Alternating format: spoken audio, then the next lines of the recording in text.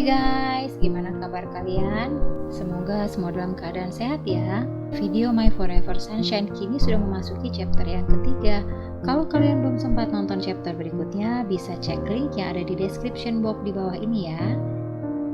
Di chapter sebelumnya diceritakan tentang sikap barbar Peng yang mengakibatkan Artit kecelakaan serta dirinya terusir dari perkebunan. Nah, kira-kira apa ya yang akan terjadi di chapter ini? Penasaran? Oke, sebelum lanjut, support kami dengan cara subscribe channel ini secara gratis dan klik tanda loncengnya untuk mendapatkan notifikasi.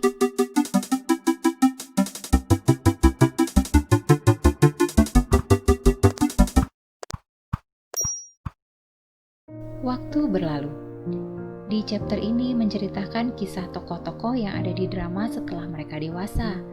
Peng melanjutkan sekolahnya di Bangkok dan tidak seperti dulu lagi. Sekarang Peng telah jauh berubah. Dia bergaul dengan baik, bahkan memiliki 2 orang sahabat hingga akhirnya lulus dari universitas. Selama kehidupannya di Bangkok, kooperatif ayah Artit yang mengurus segala keperluan Peng, dan dia sangat bangga Peng berhasil dalam studinya. Dengan ilmu yang didapat dari sekolah di bidang pertanian, Peng membeli sebidang tanah untuk memulai usaha. Namun menurut kooperatif, langkah ini terlalu berani. Peng masih butuh banyak praktek di lapangan. Dia lalu membujuk Peng untuk kembali ke perkebunan untuk belajar langsung darinya. Peng menolak. Dia masih teringat kejadian yang dia alami di perkebunan dulu. Namun setelah tarik ulur, akhirnya Peng menuruti kooperatif. Dan apesnya, di hari kedatangan Peng ke perkebunan, mendadak kooperatif harus pergi keluar kota. Peng ditolak dan malah jadi bulan-bulanan orang-orang yang ada di sana. Dia dimusuhi, dilarang masuk ke dalam rumah, tidak diberi makan dan harus tinggal di rumah kecil di perkebunan. Peng tetap bertahan demi janjinya pada kooperatif. Artit muncul dan mengungkit-ungkit masa lalu semakin membuat Peng merasa bersalah. Gara-gara Peng, dia celaka dan harus duduk di kursi roda. Peng dibully, diberi tugas yang gak kira-kira agar segera hengkang dari perkebunan saat itu juga. Menyerah? Bukan Peng namanya. Dulu dia anak yang bandel dan pemberontak, tetapi sekarang sifat kerasnya itu digunakan untuk berjuang bertahan dari orang-orang yang bukan hanya membencinya tapi juga ingin mencelakainya. Sungguh nontonnya bikin ikut emosi jiwa ya guys. Gedeg banget lihat Artit dan ibunya mengajak semua orang berkomplot untuk mengusir seorang Peng. Padahal Peng ini udah gak kurang-kurang sabarnya. Peng sudah berkali-kali menjelaskan kalau dia hanya ditugaskan oleh kooperatif untuk magang selama 2 tahun saja sebelum membuka bisnis perkebunan sendiri, tapi Artit gak peduli. Saking emosinya, Artit membuka kebohongannya sendiri kalau dia pura-pura lumpuh sejak Peng datang. Sebenarnya dia nggak kenapa-kenapa. Nasihat dari ayahnya juga udah nggak mempan. Dulu ayah Artit ini sabarnya bener-bener tingkat dewa ya guys. Bijaksana banget menghadapi konflik yang ada di perkebunan. Biar nggak ada ribut-ribut lagi, kooperatif lalu memberikan sebidang tanah untuk Peng kelola. Di tanah tersebut rencananya Peng akan membuat kebun bunga. Tapi Artit masih terus saja mengincar Peng. Seseorang disuruh mencuri persediaan makanan Peng agar Peng kelaparan. Lalu saat Peng masuk ke dapur rumah kooperatif untuk mengambil makanan, Peng malah yang dituding sebagai pencuri. Artit juga menuduh Peng ingin dekat-dekat dengannya karena masih suka. Aduh, sungguh kegeeran banget ya guys. Tahu kalau Peng akan mengelola kebun bunga, Artit melarang semua orang membantunya. Kejem banget pokoknya. Untuk memulai kebun bunganya, Peng membuat perencanaan lahan dan biaya. Semuanya dilaporkan pada kooperatif. Artit diminta ayahnya untuk memeriksa pekerjaan Peng, namun dia menolak. Tapi saat Peng minta saran dan berdiskusi dengan Non, Artit ujuk-ujuk marah. Peng diomeli dengan alasan menggoda sahabatnya. Saat Non mengunjungi Peng di rumahnya untuk urusan perkebunan, mereka malah ditongkrongi Artit bagaikan satpam. Absurd banget emang sikap Artit ini guys. Siangnya marah-marah, malamnya dia mengintai rumah Peng. Apa maksudnya coba?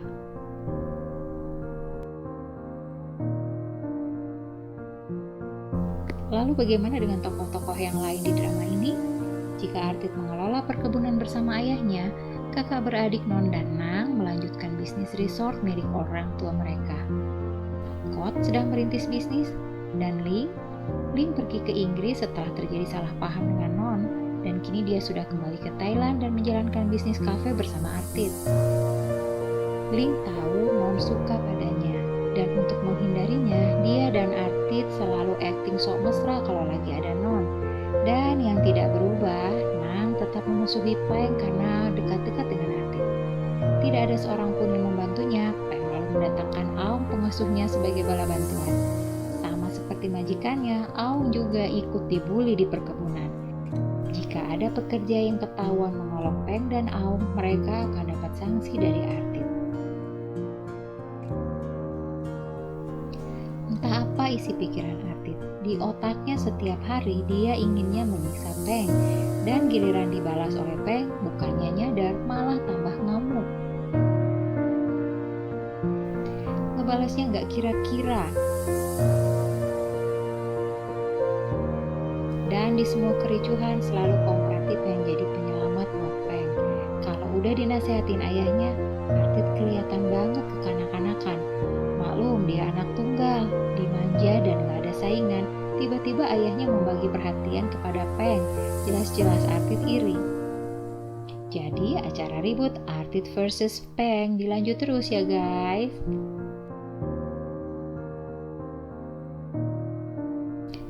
Artit sampai punya orang khusus untuk memata-matai Peng. Medeao, anak dari seorang pegawai perkebunan, bertugas memotret kegiatan Peng dan melaporkannya pada Artit. Di hari peringatan kematian kedua orang tuanya, Peng akan berangkat ke kuil untuk berdoa. Harusnya dia berangkat dengan kooperatif, namun di hari itu ternyata kooperatif ada janji penting di kota. Dan bisa ditebak kan, Artit terpaksa berangkat mengantar Peng dan Aung berdoa di kuil dengan wajah jutek dan manyun.